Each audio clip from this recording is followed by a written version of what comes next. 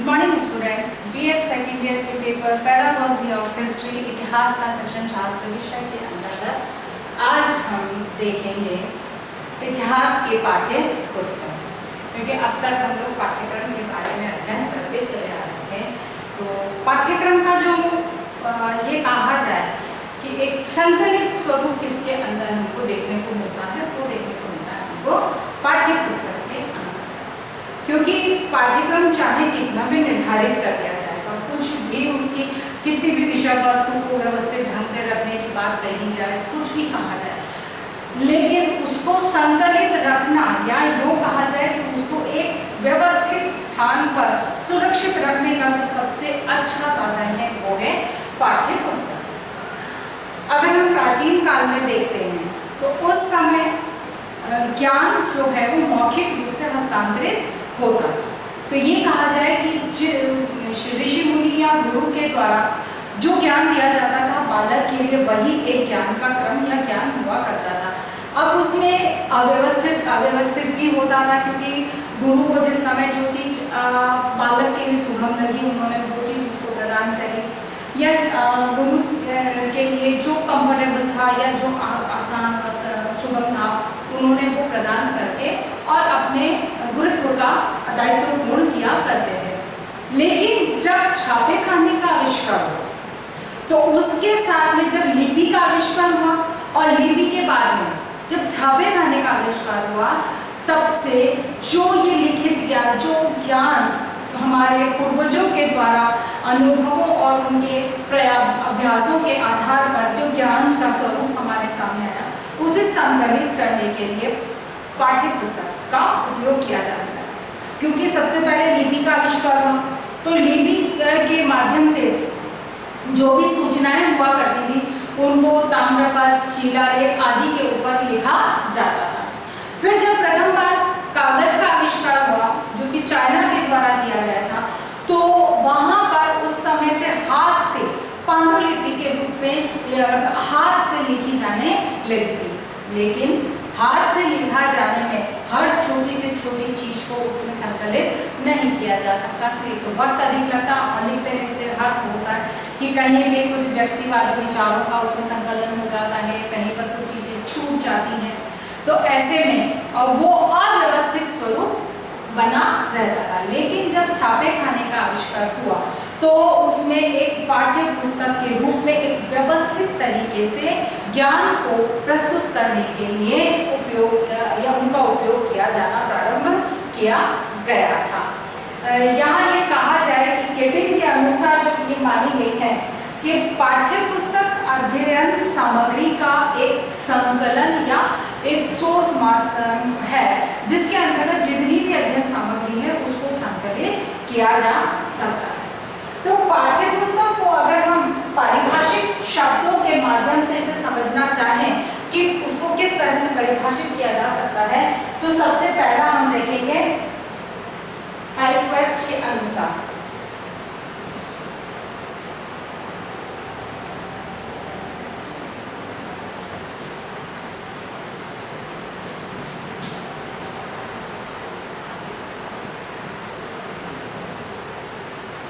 हाइक्वेस्ट के अनुसार पाठ्य पुस्तक अनुदेशीय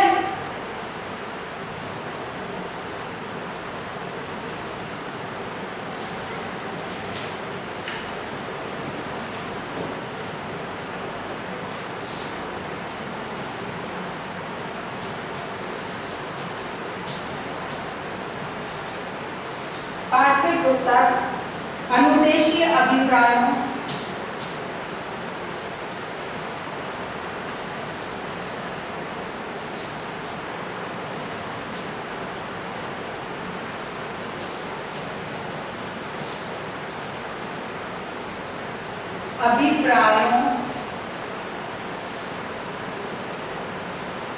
के लिए व्यवस्थित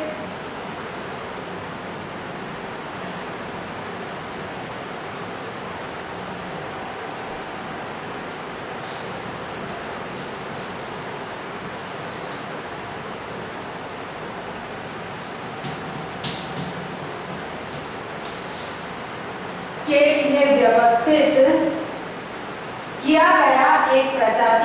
चिंतन का अभिलेख है। किया गया एक प्रजातीय चिंतन का अभिलेख है।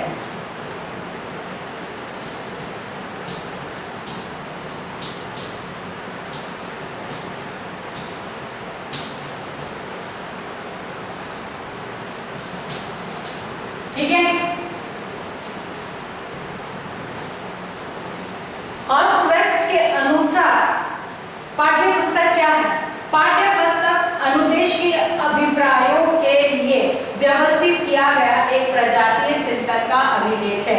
यानी कि अनुदेशीय यानी कि अनुदेशन करने के लिए एक जो कहा जाए कि शिक्षण या संप्रेषण, एक दूसरे से हस्तांतरण ज्ञान की क्या चाहिए कि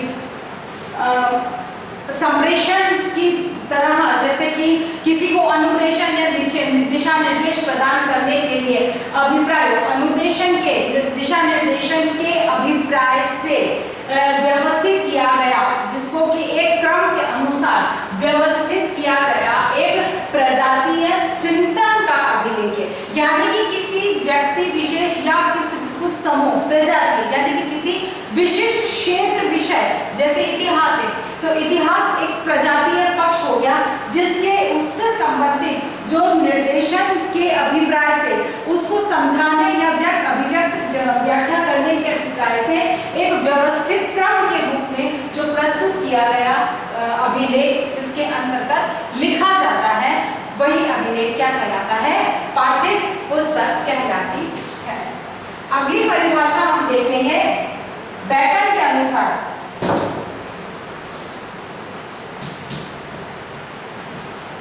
बैकन के अनुसार पाठ्य पुस्तक कक्षा कक्ष के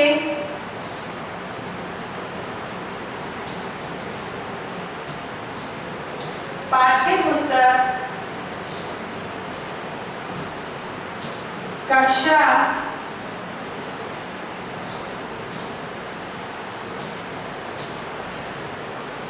कक्ष के प्रयोग के लिए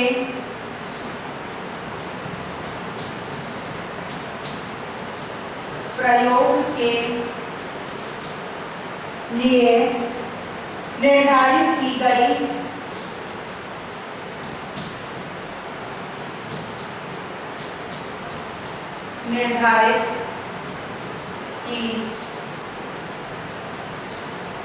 निर्धारित की गई पुस्तक है।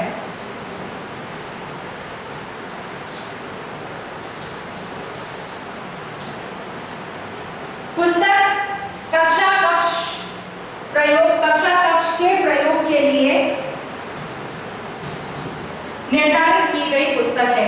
यानी कि कक्षा कक्ष के अंदर प्रयोग में लाई जाने के लिए, क्योंकि जब एक शिक्षक अपनी बात को रखता है या पालक को शिक्षण कार्य की शिक्षण प्रक्रिया को पूर्ण करता है तो वो मौखिक रूप से करता है। तो यहाँ जो कक्षा कक्ष में शिक्षक क्या पढ़ा रहा है, इस चीज पर ध्यान केंद्रित करने के लिए पुस्तक भी एक अधिगम सामग्री के रूप में अपनी भूमिका निभा रही है। क्योंकि शिक्षक जो कुछ कह रहा है उसके लिए उसका ध्यान केंद्रित करने के लिए पाठ्य पुस्तक भी उपयोग में लाई जाती है, जिसमें कि वो अध्यापक शिक्षक को छात्र को उस तरफ ध्यान केंद्रित करने के लिए दिशा निर्देश दे सकता है। या फिर यूँ कहा जाए कि जो कक्षा कक्ष में पढ़ाया गया है उसकी पुनरावृत्ति के लिए भी पाठ्य पुस्तक की उपयोगिता होती है। इसीलिए कक्षा कक्ष के प्रयोग के लिए जो काम में लाई जाती है वह सामग्री क्या है? पुस्तक कहलाती है। शैक्षिक शब्दकोश के अनुसार हम यहाँ पर दो परिभाषाओं को और देखेंगे।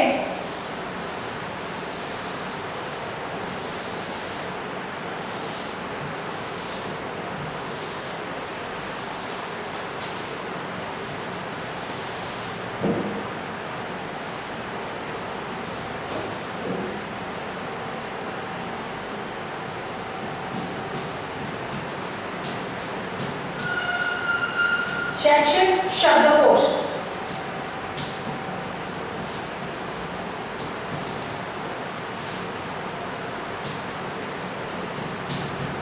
शैक्षिक शब्दकोश के अनुसार आधुनिक तथ्य प्रचलित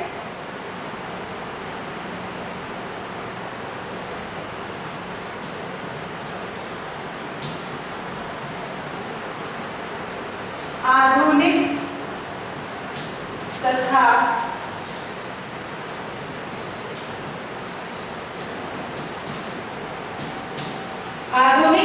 प्रचलित अर्थ में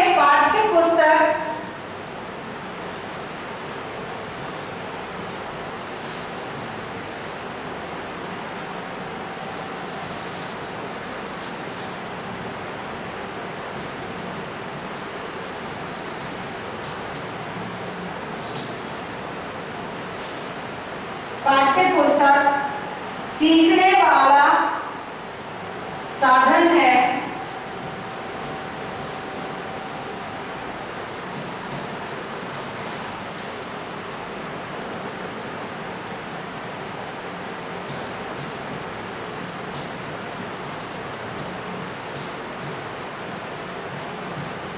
सीखने वाला साधन है जिसका प्रयोग विद्यालयों तथा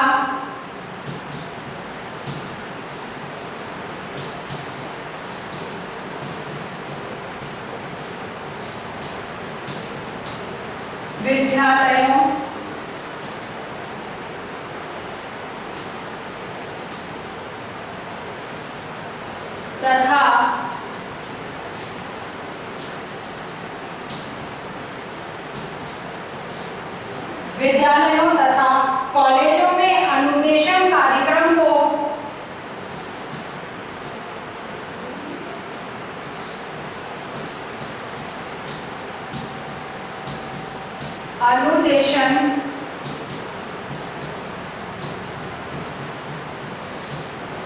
अनुदेशन कार्यक्रमों को परिपूरित करने के लिए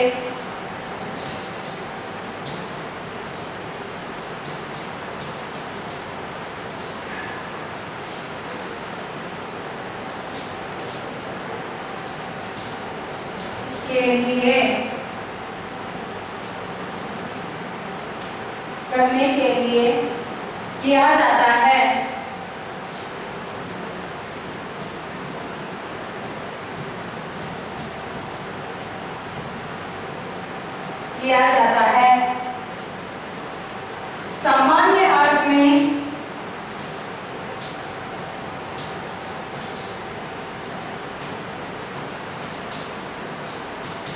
सामान्य अर्थ में पाठ्य पुस्तक मुद्रित होती है।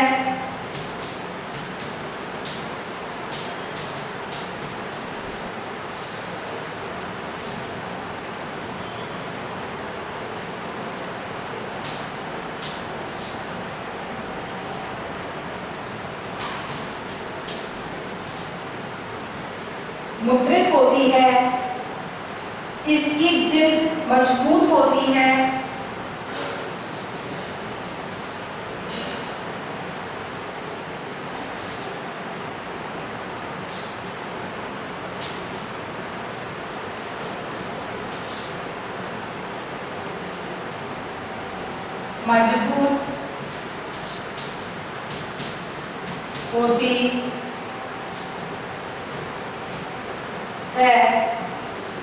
तथा इसको सीखने वाला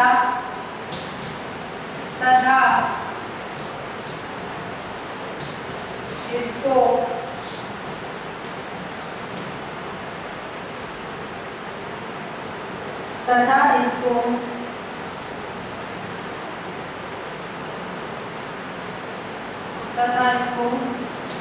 सीखने वाले के हाथों में सौंपा जाता है। ठीक है। शैक्षिक शब्दकोश के अनुसार अगर हम पाठ्य पुस्तक की परिभाषा को देखें तो आधुनिक और प्रचलित अर्थ में, क्योंकि इसका पाठ्य पुस्तक मुद्रा जब कहना चाहिए कि छापे खाने का आविष्कार हुआ तब से से पाठ्य पुस्तकों का आविष्कार हुआ, अर्थात कि यह आधुनिक अर्थ में ही इसे समझा जा सकता है। और प्रचलित, जो कि एक आम या बोलचाल या प्रचलित रूप से जिसके बारे में जिसके अर्थ को स्पष्ट करने का प्रयास किया जाता है, अर्थ को समझा जाता है, उसमें पाठ्य पुस्तक सीखने का साधन है, सीखने का साधन है, क्योंकि इसमें व्यक्ति किसी चीज को सीखने के लिए उसका चाहे सैद्धांतिक स्वरूप है, चाहे उसकी सूचनात्मक जानकारी है, इसको प्राप्त करने में पाठ्य पुस्तक सहायक होती है। इसीलिए पाठ्य पुस्तक सीखने का एक साधन है जिसका प्रयोग विद्यालयों तथा कॉलेजों में किया जाता है। ये सीखने वाले का साधन है और प्रयोग कहाँ होता है? विद्यालय और कॉलेजों के अंदर इसका प्रयोग किया जाता है। निश्चित है कि मैं जो कुछ आज हम आमने सामने नहीं है, लेकिन जो कुछ यहाँ बताया जा रहा है उसको आप भले यहाँ देखें, लेकिन कंसल्ट फिर कहाँ से करते हैं आप लोग? पाठ्य पुस्तक से करते हैं। इसीलिए चाहे विद्यालय हो चाहे कॉलेज हो, यानी कि किसी भी प्रकार की शिक्षण संस्था हो, उसके अंदर इसका प्रयोग किया जाता है और अनुदेशन कार्यक्रमों की परिपूरित करने के लिए किया जाता है। अनुदेशन यानी कि शिक्षण से संबंधित जो कार्यक्रम है, दिशा निर्देश देना, निर्देशन से संबंधित जितने भी कार्य उनको पूर्ण करने के लिए इसका प्रयोग किया जाता है। सामान्य अर्थ में पाठ्य पुस्तक मुद्रित होती है, इसमें जिल्द मजबूत होती है और यह सीखने वाले के हाथों में सौंपी जाती है। यही मतलब कि इसकी मुद्रित होती है क्योंकि यह छापे खाने जो प्रिंट होती है, जो मशीन के द्वारा प्रिंट की जाती है, फिर इसका जिल्द बाकायदा ये जिल्द के माध्यम से इसको बाइंड किया जाता है और फिर उसको सीखने वाले के हाथ में सौंपा जाता है। अगर हम इस शब्दकोश के अनुसार इसके अर्थ को समझे तो दूसरा हम यहाँ पर एक परिभाषा को और देखेंगे, वो है अमेरिकन पाठ्य पुस्तक संघ।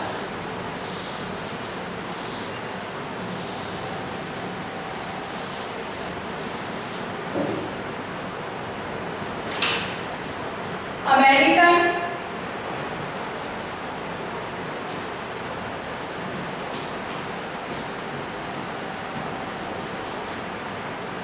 पाठ्य पुस्तक प्रकाशन संस्थान।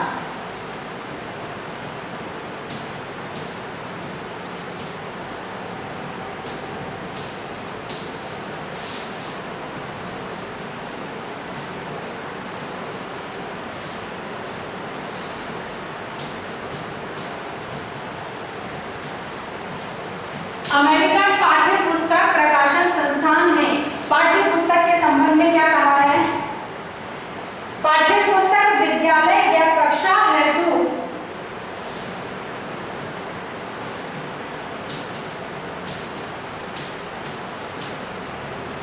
पाठ्य पुस्तक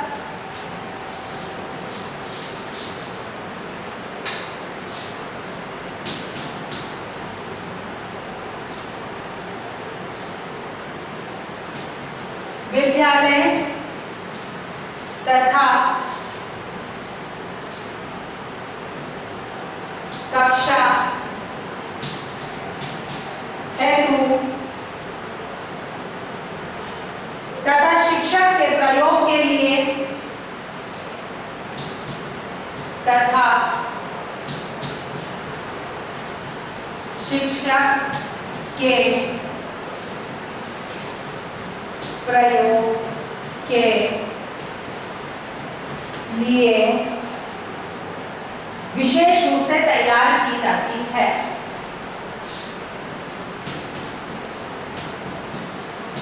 विशेष रूप से तैयार की जाती है। विशेष रूप से तैयार की जाती तथा इसको सीखने जिसमें एकाकी विषय अथवा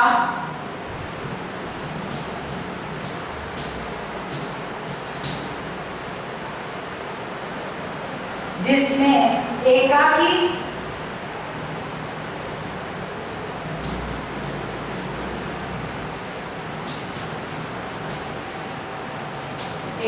विषय अथवा घनिष्ठ रूप से संबंधित अथवा घनिष्ठ रूप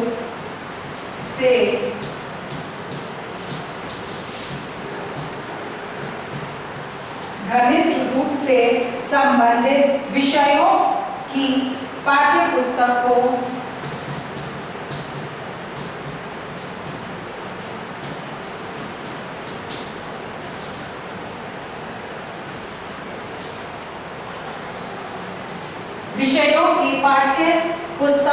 प्रस्तुत किया जाता है।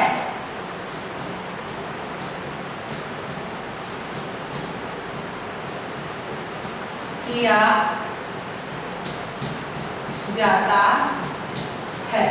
ठीक है, पाठ्य पुस्तक विद्यालय अथवा कक्षा हेतु तथा शिक्षण के प्रयोग के लिए विशेष रूप से तैयार की जाती है। अर्थात कि पाठ्य पुस्तक किसके लिए?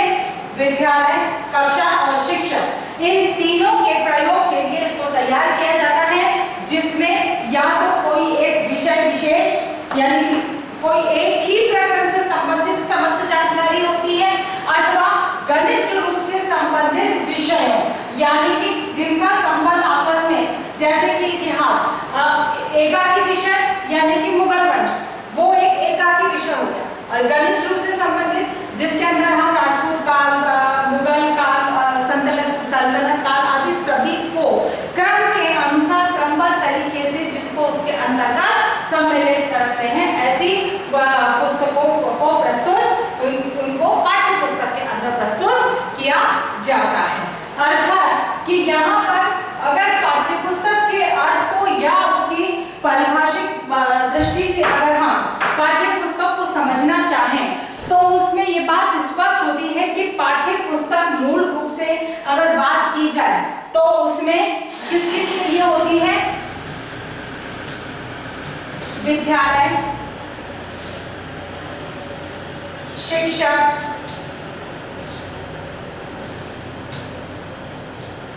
छात्र, इनके लिए ये मूल रूप से उपयोग में लाई जाती है। फिर इसके अंदर या तो कोई एकाकी विषय,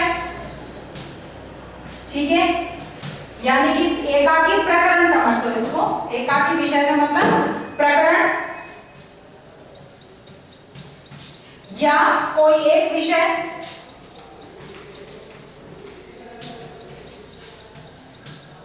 ठीक है, कोई एक विषय के रूप में इसको प्रकाशित किया जाता है।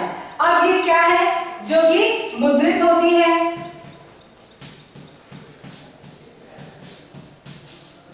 मुद्रित होती है, जो जिल्द के द्वारा बंधी हुई होती है, ठीक है ना,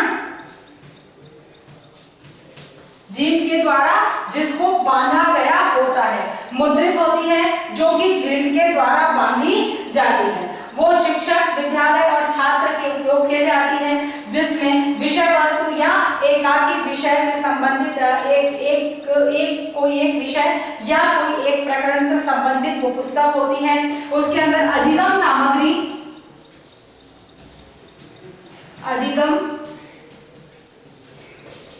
सामग्री का संकलन होता है।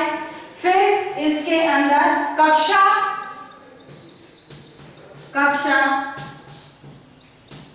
शिक्षण की सहायक होती है, यानी कि उक्त जितनी परिभाषाएं हमने अब तक देखी हैं उसी के आधार पर मैं ये बात कर रही हूं कि पाठ्य पुस्तक क्या होती है। कि पाठ्य पुस्तक जो कक्षा, विद्यालय या अध्यापक के काम के, छात्र के काम के उपयोगी होती है, जिसमें एक ही प्रकरण पर या कई एक ही विषय के ऊपर लिखी हुई होती है, जो मुद्रित होती है, जिल्द के द्वारा बंधी हुई होती है, अधिगम सामग्री का संकलन होता है, कक्षा शिक्षण में सहायक होती है, बालक के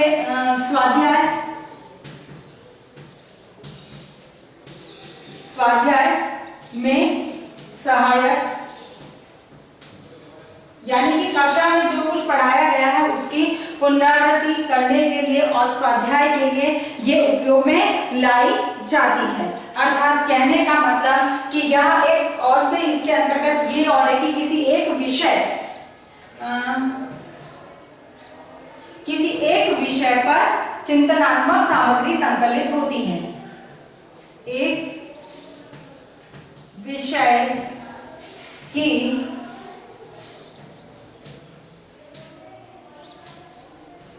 चिंतनात्मक सामग्री संकलित होती है, ठीक है ना। यानी कि पाठ्य पुस्तक को अगर हम समग्र परिभाषाओं के आधार पर एक उसमें देखना चाहें तो पाठ्य पुस्तक वह सामग्री है जो विद्यालय छात्र और शिक्षक के उपयोग में लाई जाती है, जिसमें एक प्रकरण या कोई एक विषय पर आधारित मुद्रित होती है, जो जिल्द के माध्यम द्वारा बंधी हुई होती है और जिसके अंतर्गत अधिगम सामग्री का संकलन होता है। अधिगम सामग्री का संकलन होता है, कक्षा शिक्षण में सहायक होती है, फिर स्वाध्याय में ये सहायक बालक को सहायता प्रदान करती, चाहे बालक हो चाहे शिक्षक की शिक्षण प्रक्रिया को निर्धारित करने में, शिक्षण प्रक्रिया के निर्णय में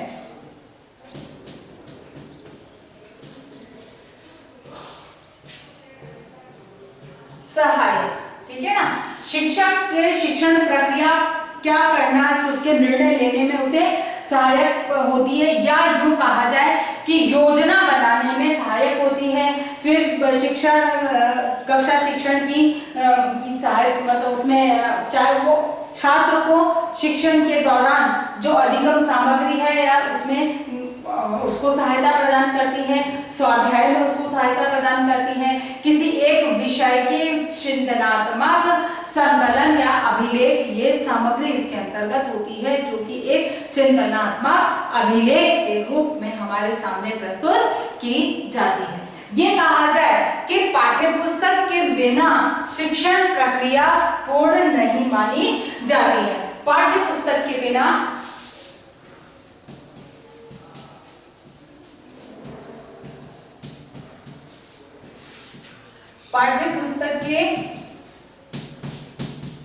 बिना शिक्षण कार्य अधूरा है।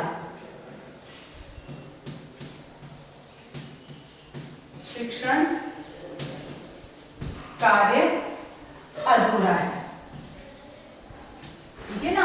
मतलब कि इसके बिना शिक्षण कार्य पूर्ण नहीं माना जा सकता है, क्योंकि अब हम इसके इतने आदी हो चुके हैं कि हम कुछ भी टॉपिक लेना चाहिए। फॉर एग्जाम्पल कि मैं आज आपके सामने पाठ्य पुस्तक के अर्थ को सिर्फ एक्सप्लेन कर रही हूँ, अर्थ और परिभाषा को, तो निश्चित है कि मैंने इससे संबंधित परिभाषाओं को देखा होगा, तो 100% है कि मैंने पाठ्य पुस्तकों को कंसल्ट किया होगा, उन्हीं में से मैंने इन डेफिनेशंस को आपके लिए निकाला। हाँ, ये बात अलग है कि अब पाठ्य पुस्तक का स्वरूप कुछ बदलने लगा है, पेपरलेस ई बुक्स का निर्माण होने लगा, लेकिन है तो वो भी पाठ्य पुस्तक ही। वो एक अलग बात है कि हम उसको पेपर पे न लिखकर और इलेक्ट्रॉनिक सिस्टम पर जो कंप्यूटर के माध्यम से लिखी जाती है ई बुक, उसके माध्यम से, पर जो भी कंसल्ट किया गया या विषय वस्तु को आपके लिए संकलित किया गया वो पाठ्य पुस्तकों के माध्यम से ही किया गया। अब होता क्या है कि जैसे पाठ्य पुस्तक अगर नहीं है आपके पास, तो निश्चित है कि इतनी डेफिनेशंस को याद रखना कम से कम मेरे बस की बात नहीं है कि मैं इतनी डेफिनेशंस को याद रख पाऊं। तो निश्चित है कि मेरे को इस चीज को आपके सामने प्रस्तुत करने के लिए निश्चित मेरे को पाठ्य पुस्तक से ही उसको उठाना पड़ेगा, या वहां से लिखकर भले ही चाहे उसको नोट्स बना लूं, लेकिन वो नोट्स कहाँ से लिए गए, वो किसी न किसी पाठ्य पुस्तक से लिए गए। अब वो चाहे आपकी पाठ्य पुस्तक वैसे है, आपकी जो कक्षा विषय के अनुसार है, या फिर संदर्भ पुस्तक है, लेकिन वो है एक पुस्तक का कार्य करती है। अर्थात कि पाठ्य पुस्तक का जो अर्थ हमने अभी तक देखा या परिभाषाओं के आधार पर हमने इसको समझा, तो इसी आधार पर कि आप मतलब कि पाठ्य पुस्तक क्या और इसकी किस अर्थ में हम इसको परिभाषित कर सकते हैं, इस चीज को आपने देखा और समझा। आशा करती हूँ कि बात आपको समझ में आई होगी। नेक्स्ट वीडियो में हम इसकी आवश्यकता और महत्व को लेंगे, तो उसी के आधार पर आज आपको एक होमवर्क करना है।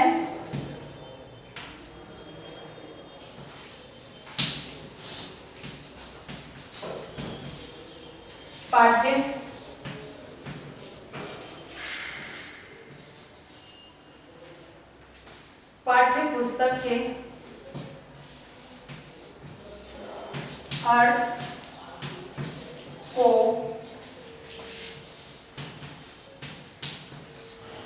स्पष्ट करते हुए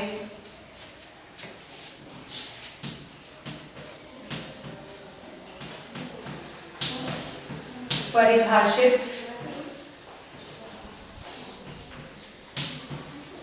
की। पाठ्य पुस्तक के अर्थ को स्पष्ट करते हुए परिभाषित कीजिए। अपनी बात को समाप्त करने से पहले कोविड-19 की इस महामारी के दौर में अपने आप को सुरक्षित रखें। बहुत अधिक आवश्यकता होने पर ही घर से निकलिए। घर से निकलते हैं तो मुंह पर मास्क लगाकर निकलिए। सोशल डिस्टेंसिंग का पालन कीजिए और अपने हाथों को समय समय पर सैनिटाइज करते रहिए, साबुन से धोते रहिए। स्वस्थ रहिए, सुरक्षित रहिए। धन्यवाद।